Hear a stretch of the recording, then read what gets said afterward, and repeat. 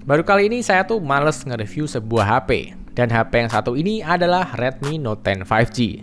HP-nya nggak kenapa-kenapa sih. Aku beli di harga 3,1 dan dapat HP dengan RAM 8 dan storage 128. Pakai Dimensity 700 yang artinya udah 5G. Dual SIM pula. Layar 90Hz, IPS, fingerprint ada di samping menyatu dengan tombol power. Charger diberi 22,5 watt, tapi HP cuma bisa nerima 18 watt aja. Terus kalian juga masih dapat infrared khas Xiaomi untuk remote segala benda. Desain body aman, casual, dan finishingnya matte, tapi masih bisa jiplak sidik jari. Kamera selfie-nya ada di 8 megapiksel. Untuk kamera belakang ada di triple kamera dengan setup 48 megapiksel sebagai kamera utama, 2 megapiksel sebagai kamera makro dan depth sensornya. Dan HP ini nggak memiliki ultra wide kamera ya, hasilnya seperti ini.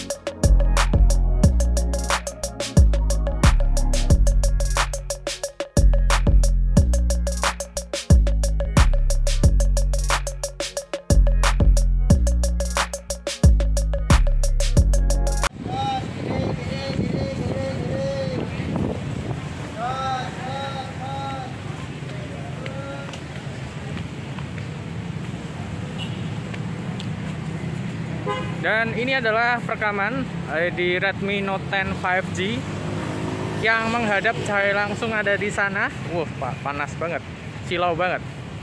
Jadi seperti ini kestabilannya dan rekaman audionya. Gimana teman-teman? Ini kalau itu ya menghadap cahaya ya. Kalau membelakangi cahaya ya seperti ini.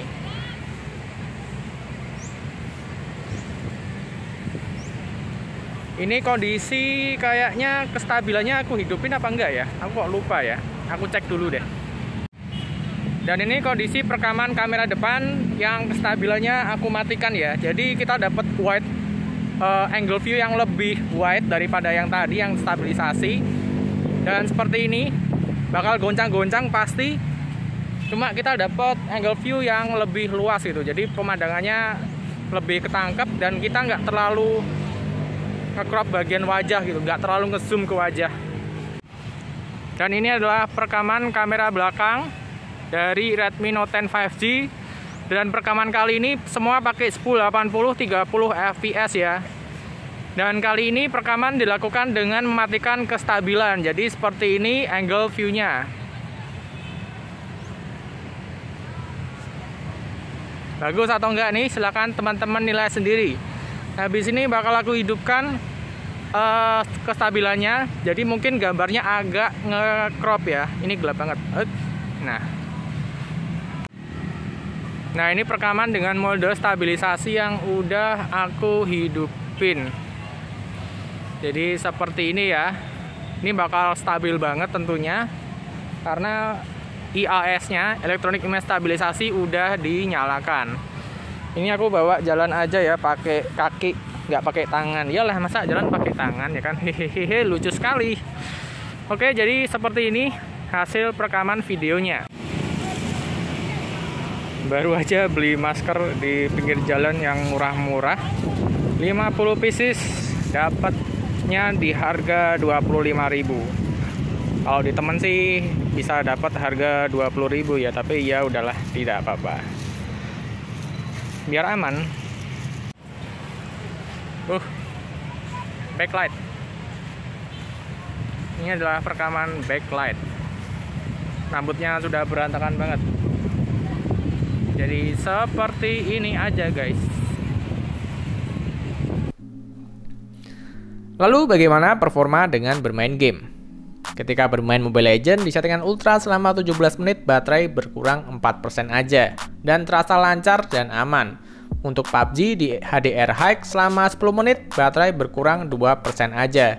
Dan terasa lancar dan aman juga. Dan gironya lancar pula ya karena ini hardware.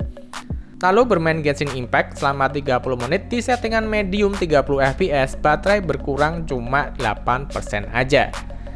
Irit sih, tapi masih terasa loyo bahkan dibanding dengan Poco M3 Pro yang RAM-nya lebih kecil.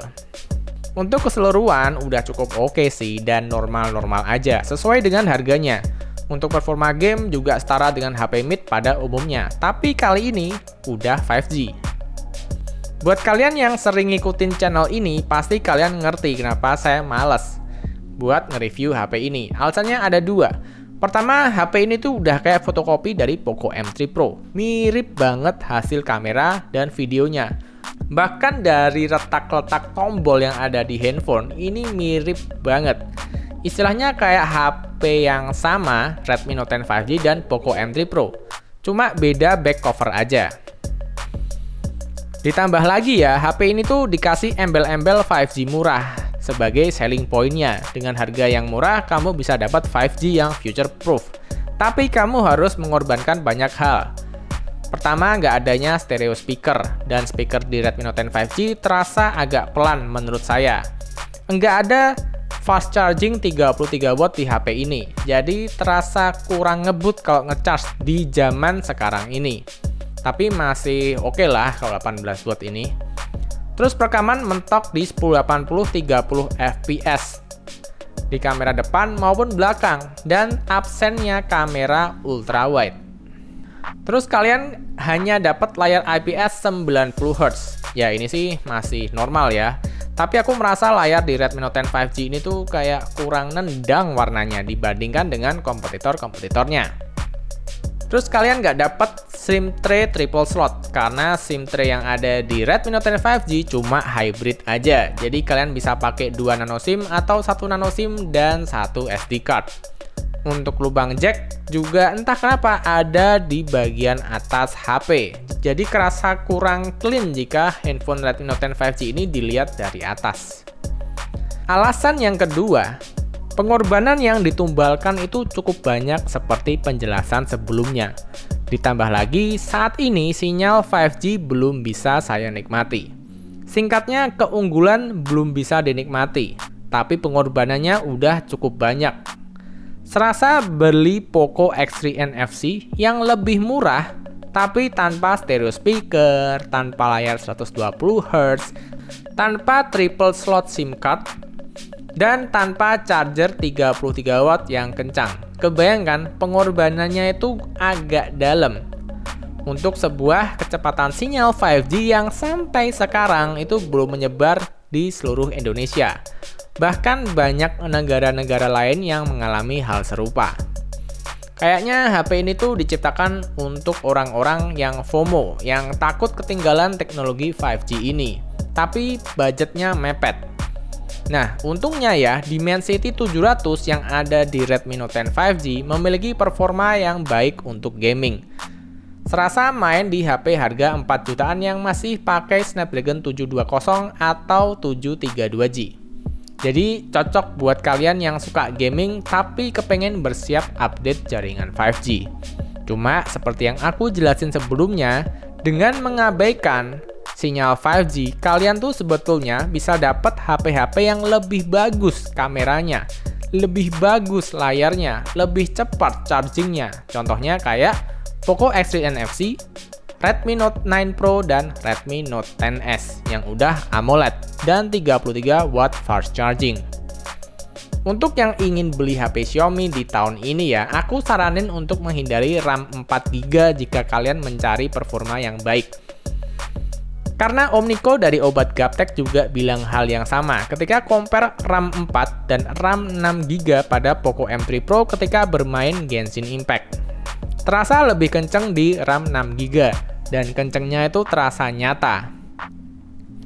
Tapi entah kenapa ya, Genshin Impact di Redmi Note 10 5G yang aku pegang ini dengan RAM 8GB itu nggak bisa menghasilkan performa yang lebih baik dari Poco M3 Pro ku yang RAM-nya cuma 6GB aja.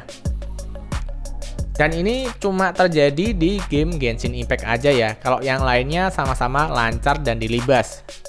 Walaupun kita dapat efek dari baterai yang lebih irit ketika bermain Genshin Impact. Kesimpulannya, HP ini baik-baik aja sih sebenarnya. Jika kalian bukan orang yang rewel dan udah cocok dengan harganya saat ini, untuk pemakaian sehari-hari, Redmi Note 10 5G akan aman banget. Semua bisa dilibas dengan baik, karena performanya sekelas HP mid-range. Dan perekaman kameranya stabil di depan dan belakang. Layarnya juga udah 90Hz, NFC dan sinyal 5G ready. Nah, jika kalian udah tahu plus dan minusnya tadi, dan merasa HP ini beneran cocok dipinang dengan harga 3,1 juta, maka kalian akan puas kok tentunya. Apalagi di tahun depan mungkin nggak banyak orang yang ngelirik HP 4G. Karena tahun depan pasti progres sinyal 5G akan ada kemajuan, dan HP 5G akan semakin murah. Jadi segitu aja review tentang Redmi Note 10 5G kali ini. Terima kasih yang udah dengerin dari awal sampai akhir, dan sampai bertemu di video berikutnya.